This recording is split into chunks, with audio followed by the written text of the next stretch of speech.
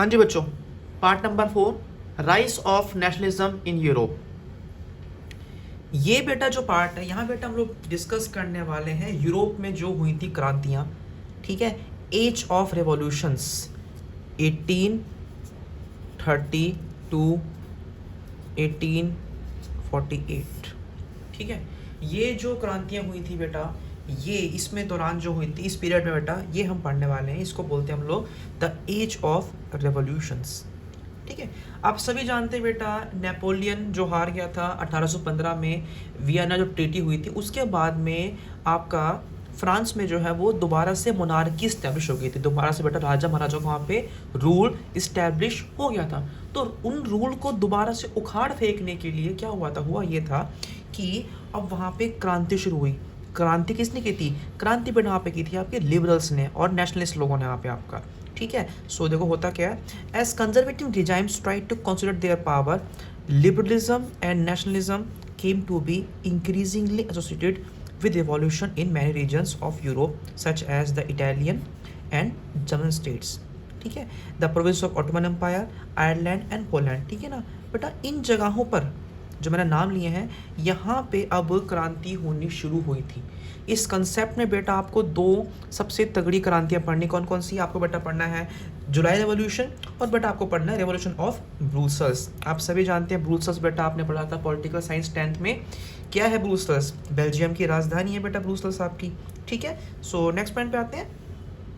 ये जो बेटा क्रांतियाँ थी, इनको बेटा बेसिकली लिबरल और नेशनलिस्ट ने स्टार्ट किया था, जो कि एजुकेटेड मिडिल क्लास एलिट थे। ठीक है, कुछ प्रोफेसर्स थे, कुछ स्कूल टीचर्स थे, क्लर्क्स थे, members of the commercial middle class. ठीक है ना, तो अलग अलग बैकग्राउंड से बेटा ये पढ़े लिखे लिबरल्स जो हैं वो आगे आए थे क्रांतियाँ करने।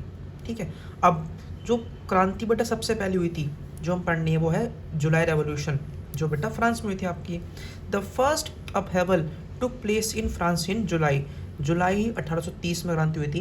The Bourbon kings who had been restored to power during the conservative reaction after 1815 were now overthrown by liberal revolutionaries. ठीक है ना, 1815 ट्रीटी ऑफ वायना के बाद जो बार्बन किंग्स दोबारा से वहाँ पर उन्होंने अपनी मोनार्क को इस्टेब्लिश किया था, उनको उखाड़ फेंका।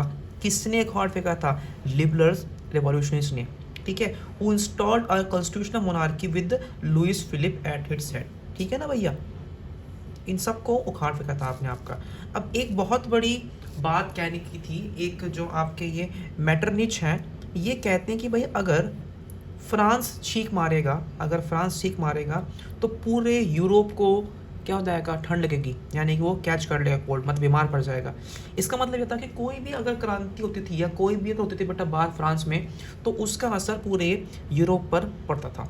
और उसी जुलाई क्रांति का असर बेटा ऐसे पड़ा कि जुलाई क्रांति के बाद एकदम से ब्रूसल्स के अंदर भी क्रांति की आग उठ गई।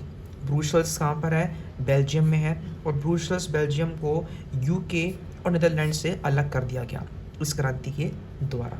ठीक है बच्चों, तो ये बेटा आपकी दो क्रांतियाँ जो हमें इस टॉपिक में हमको बेटा पढ़नी थी। ठीक है, एक और क्रांति बेटा जो आपकी आती है, जो कि बहुत तगड़ी क्रांति है, वो कौन सी आती है? वो बेटा आपकी आती है यहाँ पे Greek war of independence. Greece की बेटा यहाँ पे बात हो रही है। आप सभी जानते हैं ग्रीक वर्ड सुना होगा आपने कि ये वर्ड जो है लैटिन वर्ड है या ग्रीक वर्ड है, तो वहीं की बात हो रही है यहाँ पे। S an event that mobilized nationalist feeling among the educated elite across Europe was the Greek War of Independence। एक ऐसे मोमेंट ने जिसने पूरे देश में हंगामा काट दिया था, उसी को बेटा अब नेशनलिस्ट, उसी को बेटा अब जो है वो आपका ग्रीक वॉर ऑफ इंडिपेंडेंस कहा जाता है। Greece had been part of Ottoman empire. बेटा जो ग्रीस था, ये बेटा ऑटोमन एम्पायर जो एक मुस्लिम लीडर के द्वारा चलाया गया था 15th सेंचुरी में, ये उसका पार्ट था। The growth of revolutionary nationalism Europe is part of a struggle for independence among the Greek. जो मैंने बेटा पहले कहा था कि बेल्जियम में और फ्रांस में जो क्रांतियाँ हुई थी, उन क्रांति को बेटा देखते हुए, ठीक है, उन बेटा क्रांति को देखते हुए बेटा ग्रीस ने भी एक क्रांति शुरू कर दी। कब? 1821 में। Nationalists in Greece got support from other Greeks living in exile and also from the West European who had sympathies for ancient Greek culture. अब जो इस फीलिंग में जो आगे लोग थे वो लोग कौन थे? वो लोग थे जो एग्जाइल में रहते थे, मतलब जो जंगल में रहते थे, या जो आपके वेस्ट यूरोप के लोग जिनके जिनके दिल में सिंपैथी थी बेटा ग्रीस के लोगों के लिए। अब हुआ क्या? अब हुआ ये कि भाई काफ़ी हंगामा हो गया शुरू ग्रीस में। वहाँ के ग्रीस के बेटा पोइट्स ने और ग्रीस के बेटा आर्टिस्ट ने ग्रीस के लिए क्या हुआ, इन्होंने European relation and mobilise public को, इन्होंने मतलब पब्लिक को एक साथ जोड़ना शुरू किया। इन्होंने अपनी पोएम्स के द्वारा, अपनी इन्होंने किताबों के द्वारा मुस्लिम एम्पायर के खिलाफ में इन्होंने आंदोलन छेड़ दिया। The English poet lord Byron, कौन थे ये? जो इंग्लिश पोएट थे लॉर्ड ब्रायन ने इकट्ठे किए फंड्स लड़ने के लिए वॉर में। हालांकि इनकी डेथ हो गई थी कब? 1824 में, और ये ग्रीस को इंडिपेंडेंट नेशन नहीं देख पाए थे। फाइनली बिल्कुल एंड में ट्रीटी ऑफ कॉन्स्टेंटिनोपल, ठीक है, ट्रीटी ऑफ कॉन्स्टेंटिनोपल 1832 के द्वारा ग्रीस को बेटा एक इंडिपेंडेंट नेशन करार दे दिया गया था। तो ये जो बेटा आपका पीरियड था बेटा यूरोप में बेटा, इसी को बेटा बोला गया था आपका एज ऑफ रिवॉल्यूशनरीज, कि इस बेटा पीरियड में काफ़ी क्रांति हुई थी और काफ़ी बेटा छोटे छोटे, मैंने आपको पहले कहा था कि जो आपके आपके कैंटॉन्स थे, जो डटिस थे, ये बेटा आपके अब नेशन स्टेट्स फॉर्म होना शुरू हो गए थे आपके ये। ठीक है बच्चों, नेक्स्ट टॉपिक बेटा जो हमारा आता है वो क्या आता है? वो आता है the romantic imagination and national feeling. यहाँ पे बेटा जिस रोमांस की बात हो रही है वो रोमांस नहीं है जो आप समझ रहे हो। यहाँ पे जो रोमांस है बेटा वो अलग है। यहाँ पे जैसे बेटा आप 10th और 12th और 11th की बेटा इंग्लिश पढ़ते हो तो बेटा वहाँ पे जो पोइट्स अपनी कविताओं में जो रोमांस दिखाते हैं उस रोमांस की यहाँ पे बात की जा रही है। तो इसको बेटा हम लोग बोलते हैं रोमांटिसिज्म। ठीक है बेटा, देखो इसका मतलब क्या होता है? It means a cultural moment which sought to develop a particular form of national sentiment. ठीक है ना, अपने देश के प्रति जो एक फीलिंग है जो कविताओं के द्वारा, जो कहानियों के द्वारा बताई जा रही हैं, उसको बेटा ऐसा बोला जाता है आपका। Romantic artist and poets generally criticise the glorification of reason and science and focused on emotions, intuitions and mystical feelings. ठीक है, ये रोमांटिक जो आर्टिस्ट होते हैं ये लोग बोलते हैं कि सिर्फ सिस्टमैटिक वे से या सिर्फ साइंटिफिक वे से लड़ाई नहीं लड़ते हैं, कभी कभार आपको इस कंसेप्ट को, रोमांटिक इमेजिनेशन को भी आपको डालना पड़ता है अपने वॉर में, अपने देश के लिए।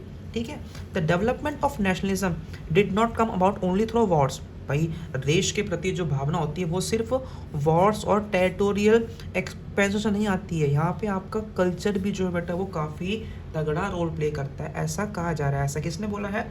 ऐसा बेटा बोला है रोमांटिक आर्टिस्ट ने।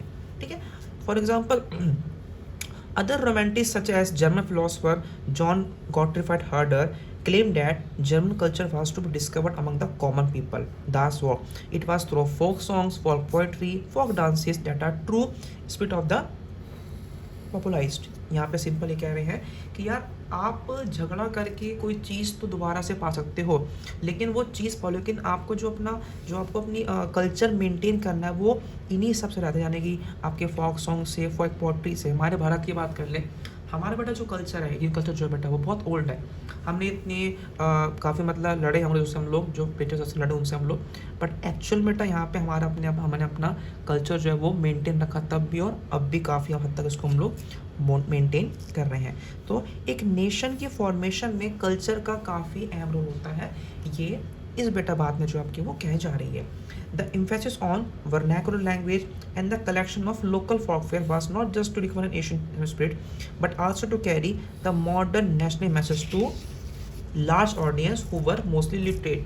जो हम लोग बेटा ये नेशनल सॉन्ग, नेशनल एंथम या जो हमारे फोक सॉन्ग है, जितनी भी हमारी बेटा कल्चर है, जो हमारी धरोहर है, ये सिर्फ हम लड़ने के लिए नहीं, हम बेटा हमारे देश के अनपढ़ लोगों को साथ जोड़ने के लिए रखते हैं। क्योंकि हर कोई पढ़ा लिखा नहीं होता, और अनपढ़ के लिए बेटा सबसे बड़ी बात ये होती है कि वो इन चीज़ों को समझता है। यही चीज़ बेटा जो इस्तेमाल की थी बेटा, वो इस्तेमाल की थी पोलैंड ने। किसने बेटा? पोलैंड ने, जिसका बंटवारा रशिया, प्रूशिया और ऑस्ट्रिया ने करवाया था 18th सेंचुरी में।